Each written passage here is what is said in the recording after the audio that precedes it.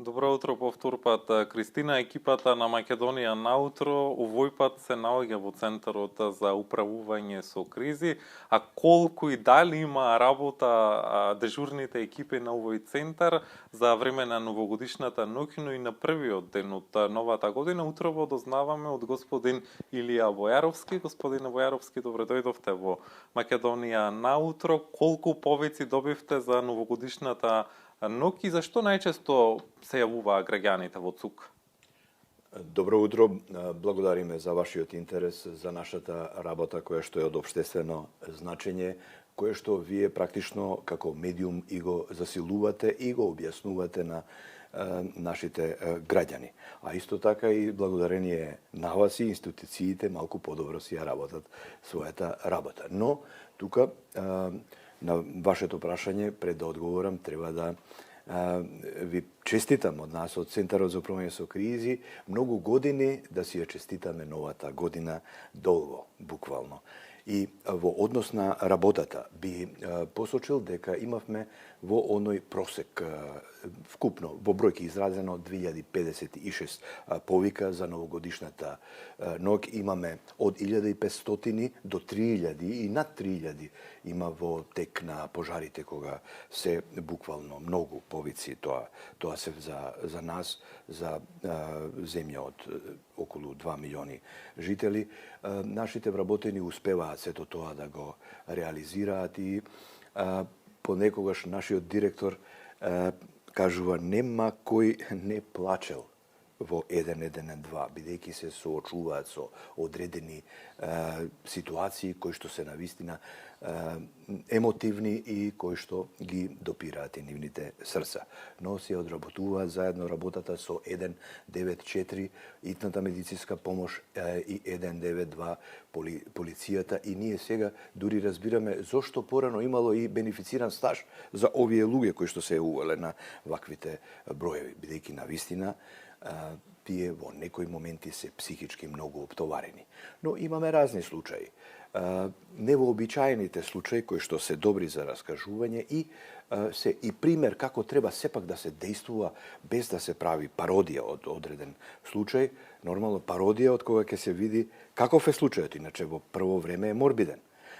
Например, прв случај, ќе тргнам од минатата година, после 12 часот било јавување кој што траорен, изнемоштен глас, кој што треперел од студенило, значи му цвркотеле забите на човекот што се јавил, навистина не глумел дека е во многу лоша состојба пред смрзнување. Добил веројатно почетни знаци на хипотермија. Кога го прашале каде умира, јас вика умирам на парцела број таа и таа на гробишта Бутел.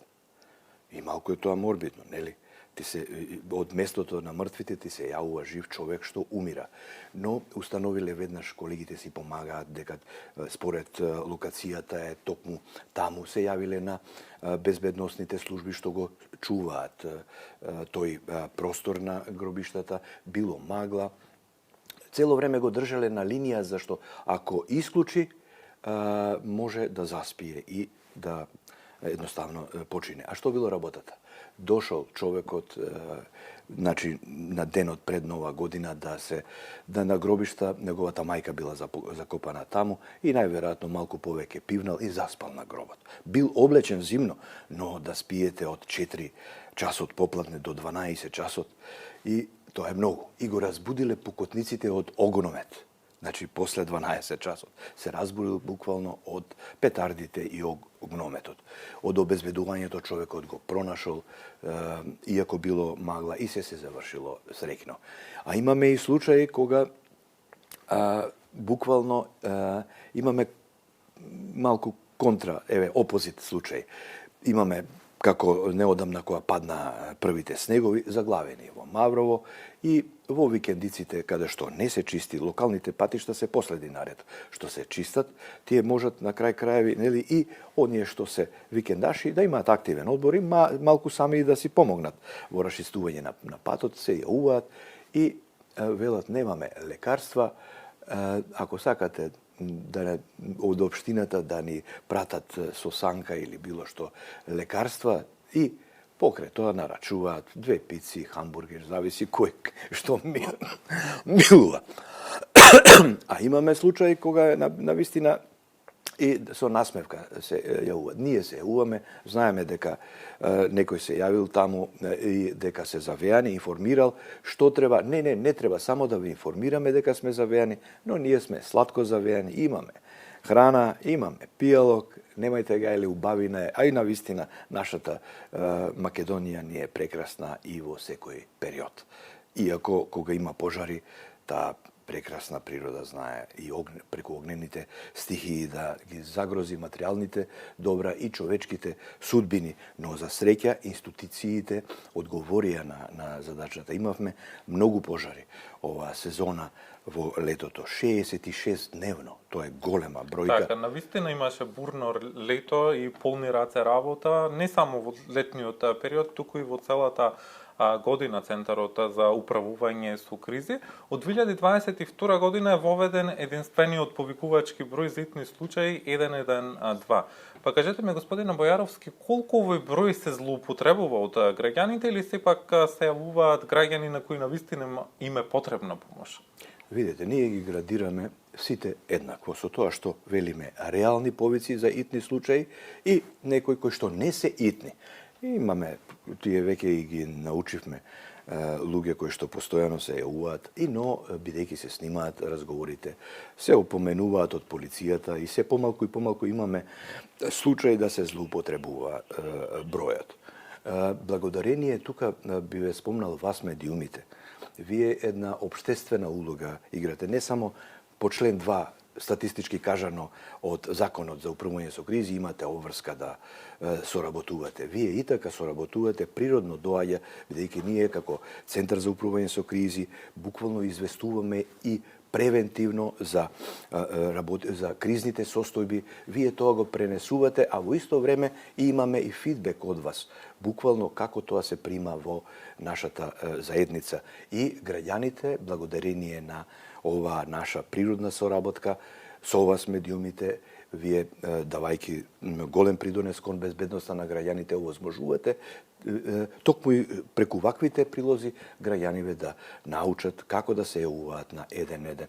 Односно, не треба да се страшат и да не се сигурни дека треба да се јават, битно е да се јават, бидејќи потоа кога ќе установат дека требало да се јават може да биде доцна. Треба да се одговори на секој повик на 112 и тоа се прави, а сега тој европски број, единствен повикувачки број за итни случаи 112 во ЦУК е наш македонски, не само европски. Господине Бојаровски, на крај дозволете ми и јас да ви ја честитам новата 2025 година и да ви посакам помалку работа, затоа што навистина вашата професија е доста тешка, бидејќи сте вие први на теренот кога станува збор за давање прва помош. Ви благодарам, ние остануваме понатаму да ги следиме активностите на Центарот за управување со кризи. Благодарам на информациите за новогодишната ноќ и за единствениот повикувачки број 112. Благодарим и на вас и на крај би ја завршил со една честа реченица по која што и нашиот директор Ангелов во негов стил стана познат: safety first или безбедноста пред се. Благодариме. Токму така, безбедноста пред се. Утрово разговаравме со господин Илија Бојаровски од Центарот за управување за кризи и ги добивме првичните информации за тоа колку повици имале за време на новогодишната ноќ и какви повици добиваат на единствениот повикувачки број за итни случаи 112.